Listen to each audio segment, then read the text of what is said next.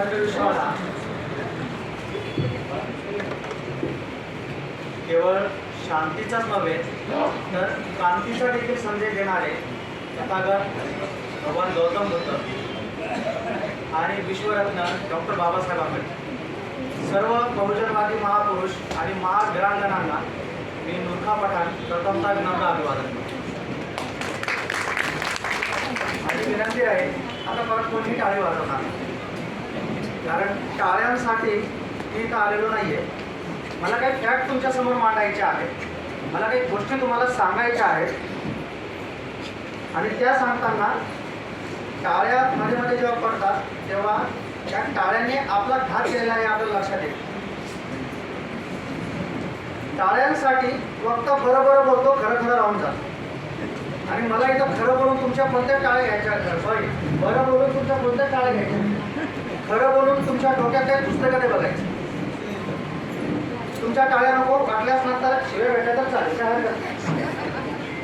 विचारपीठावरील माझे मित्र आदरणीय डॉक्टर साहेब आणि सर्व मान्यवर आणि उपस्थित बंधू आणि भगिनी, खूप सुंदर विषय आज अनिल भालेराव सरांनी इथं ठेवलेला आहे. प्रचंड मेहनती माणूस भालेराव सर, सातत्याने काहीतरी नवीन करायचं, काहीतरी सगळ्यांसमोर मांडायचं आणि सृजनशीलतेच्या माध्यमातून, लेखीच्या माध्यमातून सातत्याने लोकांना जागरूक करायचं. या खटाटोपीमध्ये असलेला एक अवलिया असं मी त्यांचं वर्णन करतो. खरं तर त्यांच्यासाठी मात्र तुम्ही टाळ्या वाजवल्या तर खरं. धन्यवाद.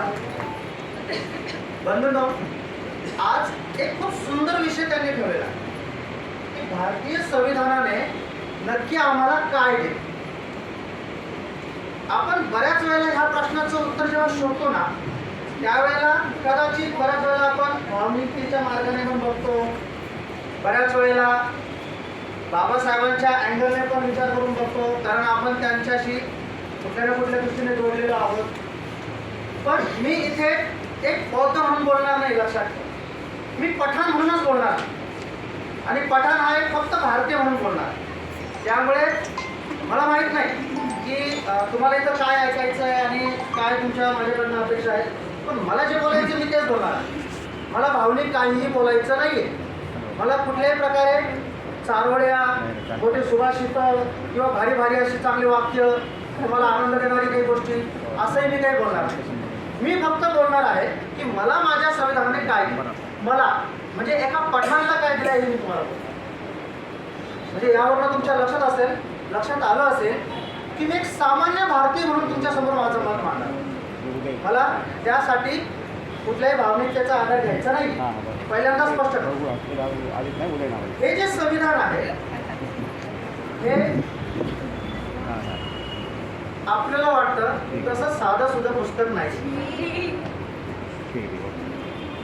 साधं सुद्धा पुस्तक नाही असं मी म्हणतो. हा आपल्या देशाचा सर्वोच्च असा कायदा आहे आणि केवळ कायदा नाही तर मूलभूत कायदा आहे. आणि कोणत्याही देशाचं, म्हणजे काय फक्त भारताला संविधान आहे का असं नाही, बरं अख्ख्या जगाला संविधान आहे. म्हणजे सगळ्यांच्या देशांमध्ये आपापल्या परीने संविधान आहे. आणि कोणतंही संविधान हे काही सहजासहजी बनत नाही. ही काही अकॅडमिक प्रोसेस नाही आहे. तिचा 4 बुद्धिवंतांना घेऊया, एका हिल स्टेशनला नेऊन सोडूया आणि तुम्ही एकदम सुंदर एक मस्तपैकी एक संविधान बनवून द्या, असं होत नसतं. लक्षात, या संविधान निर्मितीच्या मागे ना एक मोठा इतिहास असतो, एक मोठा संघर्ष असतो. आणि आपल्या तर संविधानाच्या बाबतीत एक दुर्दैव असं आहे दादासाहेब,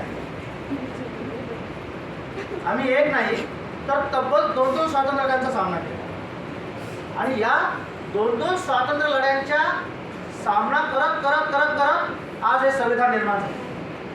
कोणते आहेत ते 2 स्वातंत्र्य लढे? तर एक आहे राजकीय स्वातंत्र्याचा लढा, की जो आम्ही उघड उघड इंग्रजांविरुद्ध लढत होतो, आम्हाला ते माहिती आहे. पण याही पेक्षा महत्त्वाचा आणि पिढ्यानपिढ्या चालू असलेला, जो आजही संपलेला आहे असं कोणीही ठामपणे म्हणू शकत नाही, तो लढा आहे सामाजिक पारतंत्र्याचा. अगदी तथागतांपासून ही परंपरा आहे. आणि वेगवेगळ्या कालखंडामध्ये आपल्या वेगवेगळ्या महापुरुषांनी या स्वातंत्र्य लढ्याचं नेतृत्व केलेलं आहे. आता हा स्वातंत्र्य लढा कोणाच्या विरोधात होता? तर हा होता इथल्याच प्रस्थापितांच्या विरोधात.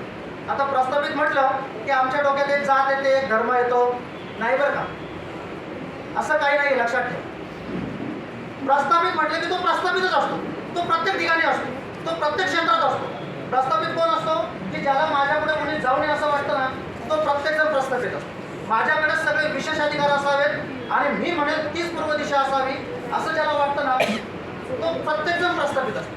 तुम्ही याला कुठल्याही जातीचं किंवा धर्माचं लेबल लावू नका. आता तुम्ही साहित्य क्षेत्रातली सगळी साहित्यिक आहात, तुम्हालाही माहिती आहे की तुमच्या इथं पण कोणीतरी प्रस्थापित आहे, म्हणजे याला कुठलाही लेबल नाही. आणि हा जो लढा आहे ना, हा लढा प्रत्येक ठिकाणी चालू आहे, प्रत्येक क्षेत्रात चालू आहे. तर या सगळ्या पारतंत्र्यांचा इतिहासाची आणि राजकीय स्वातंत्र्याच्या इतिहासाची सगळ्यांची गोळाबेरीज म्हणजे संविधान. म्हणजे अजून जर का मला थोडंसं वेगळ्या भाषा सांगायचं ठरलं ना की संविधान म्हणजे काय आहे, तर सामाजिक आणि राजकीय स्वातंत्र्य लढ्यामध्ये लढणारे जेवढेही स्वातंत्र्य योद्धे आहेत त्या सगळ्या स्वातंत्र्य योद्ध्यांनी, म्हणजे अगदी तथागतांपासून बरं का, या सगळ्या स्वातंत्र्य योद्ध्यांनी भारतीय जनतेला सोबत घेऊन भारताचं उद्याचं बघितलेलं स्वप्न म्हणजे संविधान. मी काय म्हणतोय लक्षात येतं सगळ्यांच्या? मी पुन्हा एकदा सांगतो की या सगळ्या स्वातंत्र्य योद्ध्यांनी भारतीय जनतेचा सोबत घेऊन उद्याचं जे भारताचं स्वप्न आहे ना, ते बघितलेलं स्वप्न म्हणजे संविधान आहे. आणि या स्वप्नामध्ये अधिक गडद रंग भरण्याचं काम जर कोणी केलं असेल तर ते केलं आहे विश्वरत्न डॉक्टर बाबासाहेब आंबेडकर. बऱ्याच जणांना वाटलं असेल की आता लगेच टाळ्या वाजवा, अजिबात कोणी टाळी वाजवायची, कारण आपण भावनिकतेतून ह्या गोष्टी बोलतो. मी भावनिकतेतून बोलत नाहीये. बाबासाहेबांचं नाव घेतलं की आम्हाला वाटतं खूप बरं झालं, चल आता काय अजिबात इथंच आमचा घात होता, लक्षात ठेवा. आणि मग बरेच जण येऊन मग तुम्हाला काय आवडतं हे त्यांना माहिती आहे आणि मग त्याच पद्धतीने बोलून जा. मी तसं काही बोलणार नाही आणि तुमच्याकडनं टाळे येणार. या सगळ्या स्वप्नांमध्ये गडद रंग भरण्याचं काम जर कोणी केलं असेल तर ते विश्वरत्न डॉक्टर बाबासाहेब आंबेडकरांनी केलं. याचं कारण म्हणजे मी तुम्हाला आत्ताच बोललो की संविधान बनवण्याची जी प्रक्रिया आहे ती काय अकॅडमिक प्रक्रिया नाहीये की चला एक पुस्तक बनवून लिहून मोकळं करूया, असं नाहीये. तर याला एक परंपरा असते, एक इतिहास असतो, एक संघर्ष असतो. आणि या सगळ्या ज्या गोष्टी ह्या संविधानाच्या निर्मितीसाठी लागतात त्या सगळ्यांचा गाढा अभ्यास, केवळ अभ्यासच नाही तर स्वानुभव, सगळ्या संघर्षांचा अनुभव स्वतः ज्या व्यक्तीने घेतला आहे तीच व्यक्ती याला योग्य न्याय देऊ शकत होती. आणि ती योग्य न्याय परिपूर्ण पद्धतीने देण्याचं काम विश्वरत्न डॉक्टर बाबासाहेब आंबेडकरांनी या संविधान निर्मितीमध्ये केलं. मग संविधान म्हणजे आणखीन काय? उद्याचं स्वप्न आहे, मी तुम्हाला सांगितलं. मग ते स्वप्न कसं लिहायचं, काय करायचं, नक्की आम्ही कुणासाठी हे सगळं करतो, कुणासाठी चाललंय? ज्या वेळेला स्वातंत्र्य लढे चालू होते त्यावेळेला आजही बऱ्याच जणांचे आक्षेप असतात की बाबासाहेब स्वातंत्र्य लढ्यामध्ये कुठे दिसतात, बाबासाहेबांनी इंग्रजांविरुद्ध कोणते लढे लढले, अशा पद्धतीचे प्रश्न विचारतात. परंतु त्या सगळ्यांना मी नेहमी सांगत असतो की भारतीय स्वातंत्र्य लढ्याला सगळ्यात मोठं जर योगदान मिळालं असेल तर ते बाबासाहेबांचं मिळालं. याचं कारण सांग, भावनिकतेतून कोणी ऐकू नका, मी प्रॅक्टिकली बोलतोय, लक्षात. जेव्हा स्वातंत्र्य लढा चालू होता आणि जे स्वातंत्र्य योद्धे स्वातंत्र्य लढ्यासाठी लढत होते त्यावेळेला प्रामुख्याने आपण आता गांधीजी वगैरे हे सगळे यांची टीम असं म्हणूया. तर या सगळ्यांना बाबासाहेब सातत्याने तिखट प्रश्न विचारत होते. काय प्रश्न विचारत होते की हे स्वातंत्र्य नक्की कोणाकडून आणि कोणासाठी? प्रश्न काय होता की हे स्वातंत्र्य नक्की कोणाकडून मिळणार आहे आणि कुणासाठी देणार आहे? जर का तुम्ही असं समजत असाल की इंग्रजांकडनं आम्ही आता स्वातंत्र्य घेणार आहोत, इंग्रजांना हाकलून लावणार आहोत आणि आम्ही आमच्या पद्धतीने आता राज्यकारभार करणार आहोत, तर मग आम्ही तर गुलामांचे पण गुलाम आहोत, मग आमचं काय? म्हणजे हे फक्त सत्तांतर, त्याला म्हणून पण सत्तेचं हस्तांतर होईल, बाकी जी काही परिस्थिती आहे तिच्यात काय बदल होणार आहे? म्हणजे स्वातंत्र्याची व्याख्या ही नक्की काय आहे? सगळ्यांची एका मापाने तर नव्हती ना. सगळेजण जेव्हा या स्वातंत्र्य लढ्यामध्ये उतरलेले होते तेव्हा प्रत्येकाची स्वातंत्र्याला घेऊन अपेक्षा काही एकसारखी नव्हती. प्रत्येकाची स्वातंत्र्याची व्याख्या वेगळी असते. राजकीय लोकांची व्याख्या काय होती तर राजकीय हस्तांतर, त्यांच्याकडनं आता आम्ही सत्ता घेऊ आणि आता आम्ही सत्ता दिसू. महिलांची तीच असेल का? कामगारांची तीच असेल का? दलित बांधवांची तीच असेल का? आदिवासी बांधवांची पण सेम तीच असेल का? मुलांची, विद्यार्थ्यांची, शेतकऱ्यांची, तुम्ही समाजातील जेवढेही घटक घेतले त्या सगळ्या घटकांचा जर विचार केला तर या सगळ्या घटकांची स्वातंत्र्याकडे बघण्याची जी दृष्टी होती, स्वातंत्र्याकडनं जे काही अपेक्षा होत्या त्या सगळ्या एकसारख्या होत्या का? त्या कोणाच्याही एकसारख्या नव्हत्या. आणि ह्या सगळ्यांच्या भारतातील सगळ्या घटकांच्या अपेक्षांना परिपूर्णता आणण्याचं काम या भारतीय संविधानाच्या माध्यमातून विश्वरत्न डॉक्टर बाबासाहेब आंबेडकर यांनी. म्हणजे मला एक भारतीय म्हणून मला या संविधानाने काय दिलं असं जर तुम्ही म्हणत असाल तर मी जिथं कुठं असेल, ज्या कोणत्या जातीचा असेल, ज्या कोणत्या धर्माचा असेल, ज्या कोणत्या वर्गाचा असेल, ज्या काही एज्युकेशनचा असेल, जे काही मी करत असेल तर त्या ठिकाणी राहून मला योग्य तो न्याय देण्याचं काम जर कोणी केलं तर या भारतीय संविधानाने. मला संविधानाने काय दिलं हा प्रश्न सातत्याने लोकांच्या डोक्यामध्ये घोळत असतो. लक्षात तुमच्याही आणि संविधानाच्या विरोधात बोलणाऱ्यांचे दोघांचे आहे. मला संविधानाने काय, तुम्हाला त्याचं उत्तर कदाचित स्पष्टपणे माहिती आहे की मला काय संविधान दिलं, आणि तुमचंही ते जे उत्तर आहे ना ते लिमिटेड आहे हे पण तुम्हाला स्पष्टपणे सांग. तुम्ही फार तर माणुसकी दिली, अमुक दिली, आरक्षण दिलं, संधी दिली, बस 4-5 मुद्दे जर सोडले तर 5व्या मुद्द्यापर्यंत जात नाही. आणि तुम्ही ज्या मुद्द्यांना घेऊन बोलतात की संविधानाने आम्हाला हे दिलं, त्याच मुद्द्यांना घेऊन विरोधक म्हणतात की संविधानाने आम्हाला हे नाही दिलं म्हणून आम्हाला संविधान नको. बघा पटतंय का? पण तुम्हालाही बऱ्यापैकी माहीत नाही की मला संविधानाने काय दिलं, आणि त्याला तर फक्त तुम्हाला जे दिलंय तेवढंच फक्त तो पॉईंट आउट करतोय आणि त्या दृष्टीने म्हणतोय की संविधानाचं मला काय संबंध. मुद्दा इथं आहे. त्यामुळे अनिल सरांना तर माझं खरंच स्पेशल थँक्स आहे की मला संविधानाने काय दिलं हा विषय नाही ठेवलाय, आणि हा विषय प्रत्येक चौकात झाला पाहिजे अशी माझी इच्छा आहे. आणि यासाठी माझे मित्र जाधव साहेब किंवा आम्ही सगळेजण सोबत काम करून हा विषय सगळ्यांपर्यंत पोहोचवण्याचा प्रयत्न करतो. तुमची साथ हवी. संविधानाने मला काय दिलं या प्रश्नाचं उत्तर देताना तुम्हाला संविधानाचा पूर्वीचा काळ आणि संविधानाच्या आताचा काळ या दोन गोष्टींमध्ये जर कंपॅरिझन केलं तरच लक्षात येईल की संविधानाने मला काय. संविधान काय? संविधान एकदम सोपे आणि एकदम सरळ साध्या सोप्या भाषेत सांगायचं ठरलं ना, one and only dos and don't डूची यादी आहे.